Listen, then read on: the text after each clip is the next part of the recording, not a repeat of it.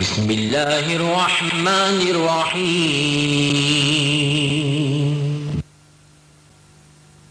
আল্লাহ তাআলার নামে শুরু করছি। সমস্ত প্রশংসা আল্লাহ পাকের, যিনি বিশ্ব জগতের প্রতিপালক, যিনি পরম করুণাময়। আল্লাহু আল্লাহ জিকির করো, নূর নবীজির কালমা পড়ো, এক আল্লাহকে সিজদা করো, তম থাকিতে তারে ডাকো। আল্লাহু আল্লাহ আল্লাহু আল্লাহ আল্লাহু আল্লাহ আল্লাহু আল্লাহ জিকির করো, নূর নবী। السلام عليك يا شفيع المذنبين، الصلاة والسلام عليك يا رحمة للعالمين.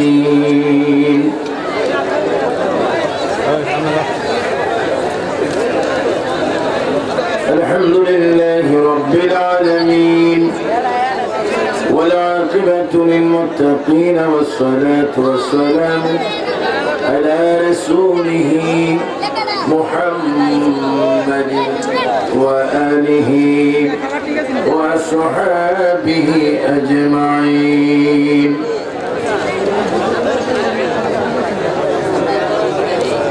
شباب الشرف، أعوذ بالله من الشيطان الرجيم. بسم الله الرحمن الرحيم.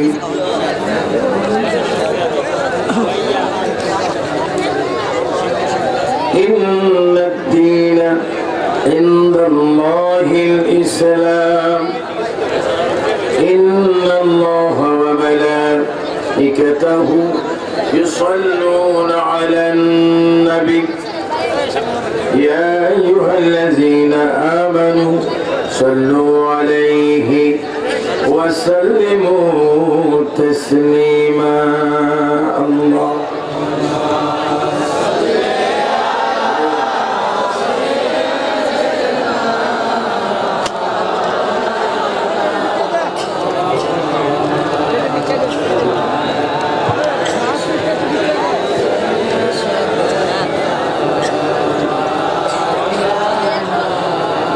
সবাই প্রথমে বলি মাশাআল্লাহ, হলো না? আদব শহীদ, মুহাব্বত শহীদ, একটু বলেন মাশাআল্লাহ, ইনশাআল্লাহ, সুবহানাল্লাহ, আল্লাহু আকবার। এবার বলি ইয়া রাসূলুল্লাহ। অসংখ্য মানুষ দুরূদ শরীফ পড়বেন নবীর প্রেমে। আমরা দুরূদ শরীফ পড়ব নবীর প্রেমে। কিছু কিছু সংখ্যক মাহফিল আছে তারা পড়বেও না, আর যদিও পড়ে তাদের উপর দুরূদ শরীফ পড়ার দায়িত্ব নেই। এরা হচ্ছে দুরূদ শরীফের হাইজার।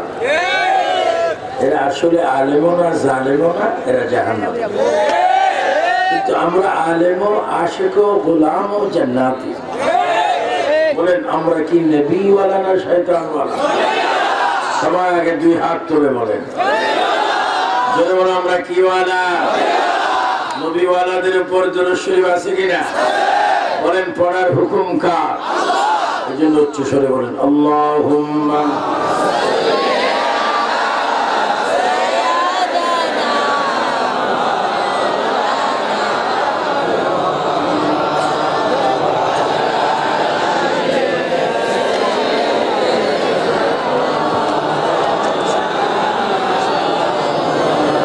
যেখানে থাকো যেথায় থাকো নবী দুরূদ সাইরো না, নবীজির দুরূদ না সারিলে নবীজি আমাদের ছাড়বে না।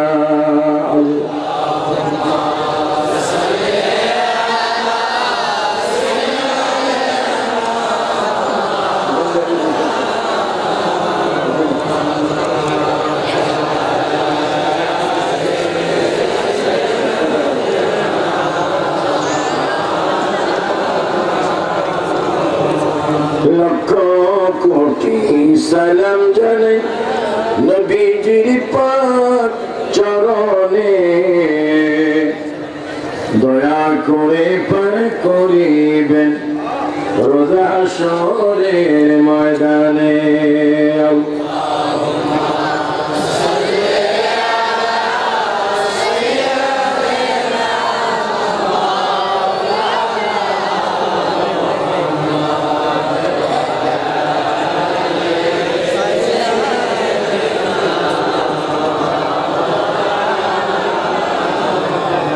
সুবহানাল্লাহ ওয়ালহামদুলিল্লাহ ইল্লাল্লাহ। একটু জোরে হবে সুবহানাল্লাহ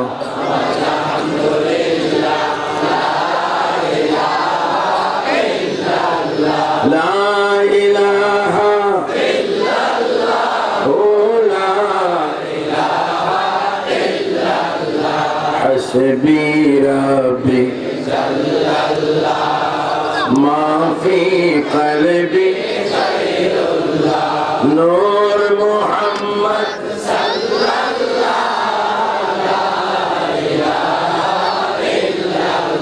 الله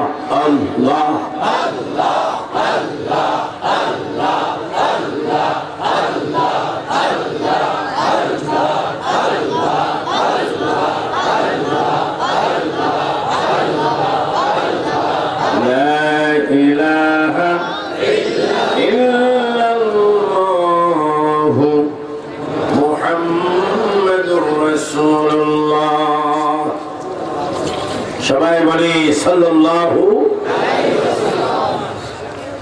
উপস্থিত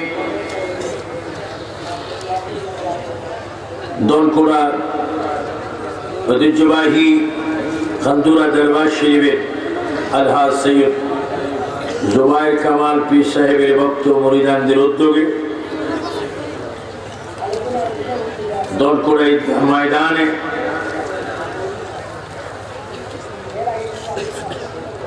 দ্বিতীয় ঐতিহাসিক সুন্নি কনফারেন্স 2015 সালের সম্মানিত সভাপতি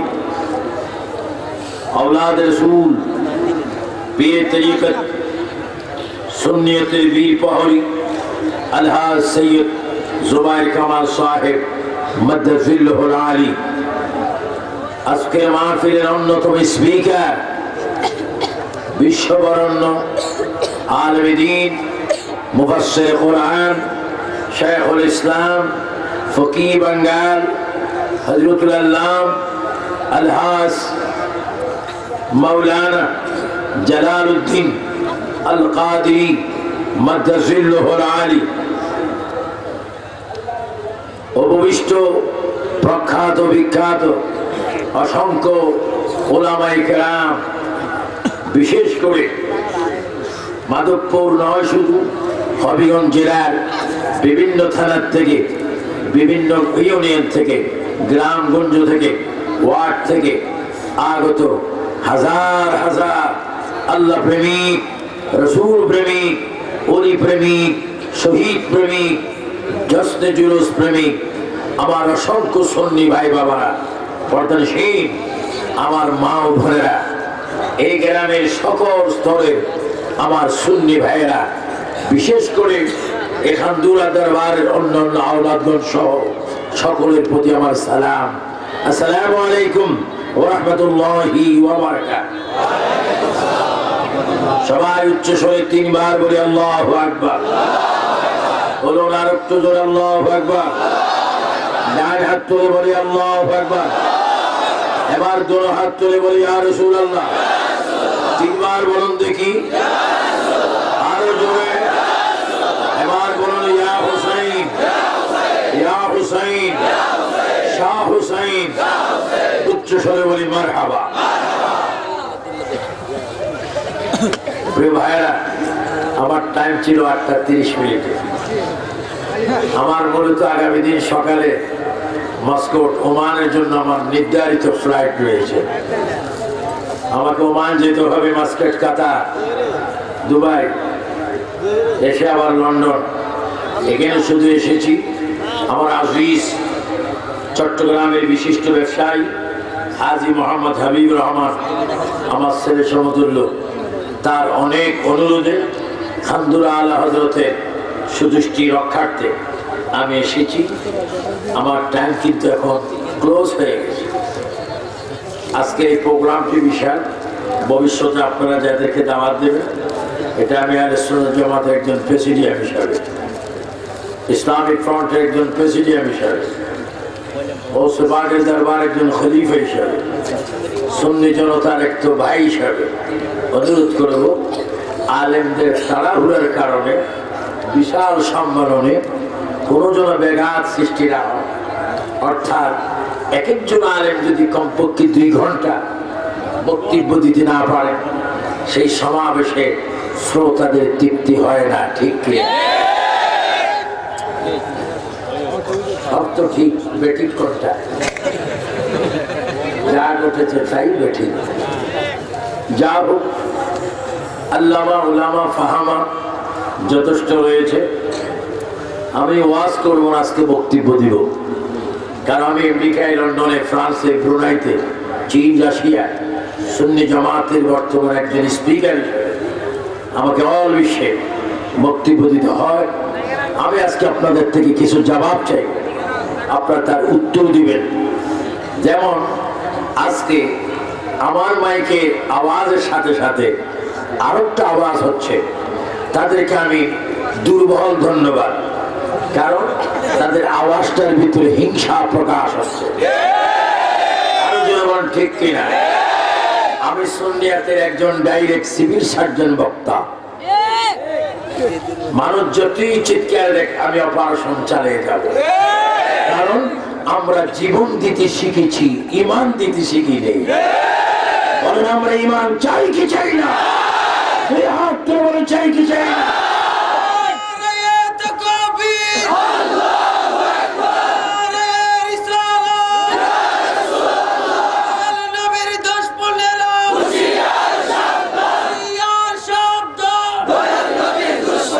আপনারা দেখতে পাবেন, অচিরেই দেখতে পাবেন একটি বিশাল মাঠের নাম। আমি বলবো সেই মাঠটির নাম হাসরের ময়দান। এই ময়দানে এই ঈমান শূরদেরকে আমরা সেই দিন দেখতে পাবো। তাদের পাশে সামনে থাকবে আবু জাহেল, তাদের সামনে থাকবে ইয়াজিদ, তাদের সামনে থাকবে শয়তান, আর আমাদের সামনে থাকবে নবী। বলেন আমরা কি নবীওয়ালা শয়তানওয়ালা? আওলাদ রাসূলগণ আমাদের সঙ্গে আছে কিনা?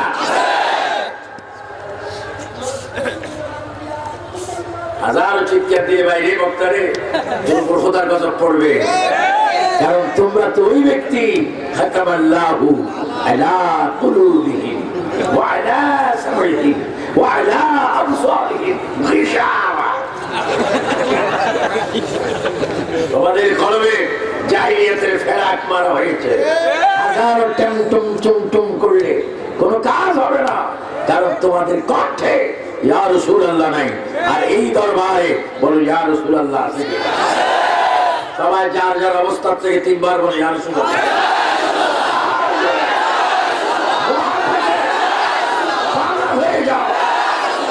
বলো নবী আমাদের কাছে আছে, কেন আছে? সে কেন আছে? নবীকে পাওয়ারফুল ক্ষমতা দিয়েছেন কে? ওই সমস্ত শয়তানরা মানে না।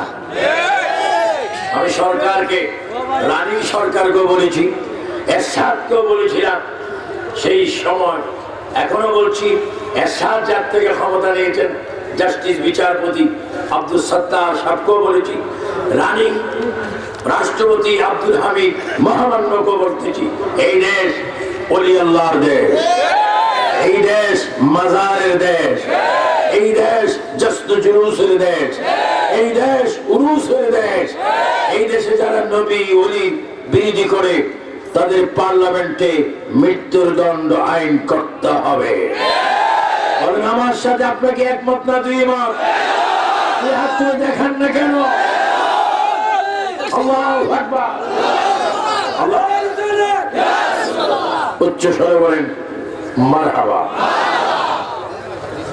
औलाद रसूल किसको कहते हैं? औलाद वली किसको कहते हैं, औलाद वली औलाद रसूल कहां से आया, এদের গুরুত্ব কি, এদের অবস্থান কি, এদেরকে দেখলে কি হয়, এদেরকে ধরে রাখলে কি হয়।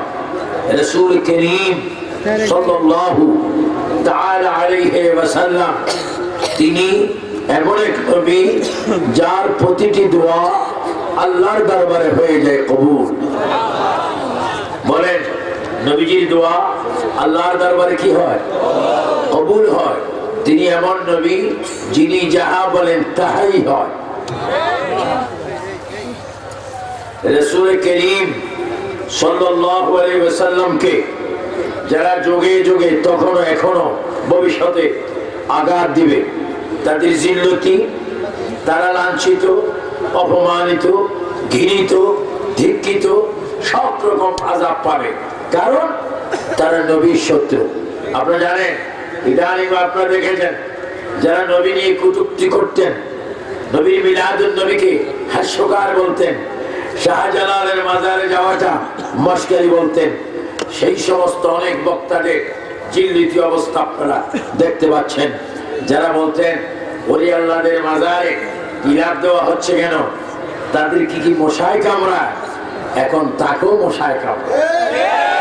আরো জনে বলেন ঠিক কিনা।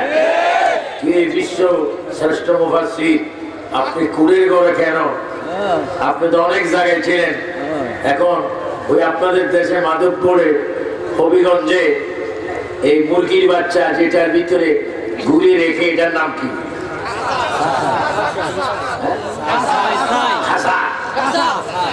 কি বলে, অনেক বক্তা এখন খাসার ভিতরে।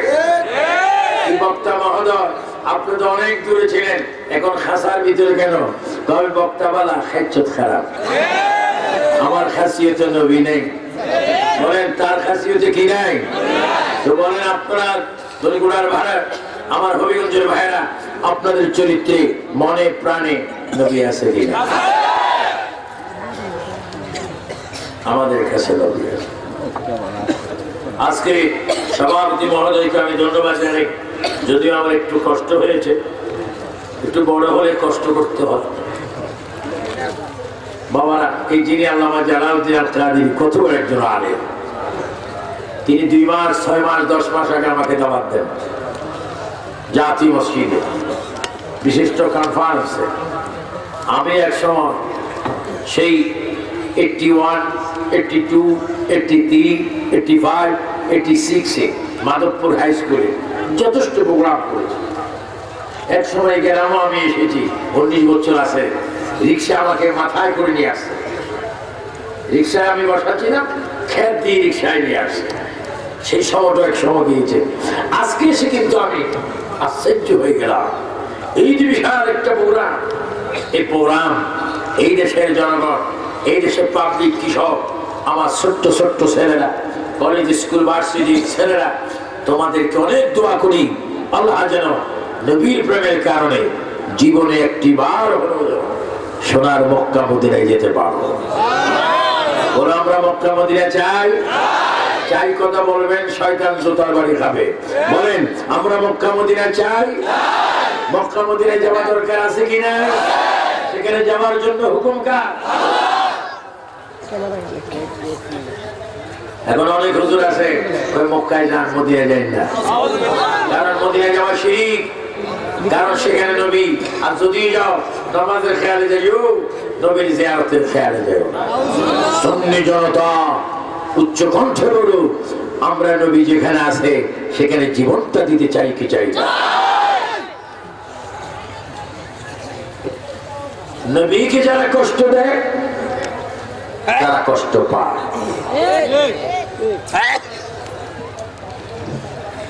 আবু লাহাবের 2 সন্তান উতবা এবং উতাইবা,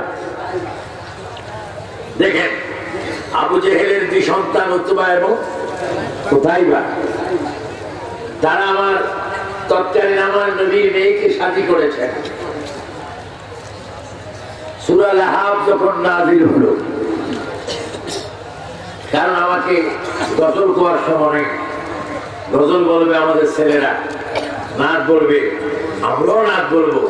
এই যে হাজার হাজার, কিছুক্ষণ পরে তো হয়তো গজলের একটা প্যাকেট এসে যাবে। আমার বাবা মুফতি আমার ছেলের মতো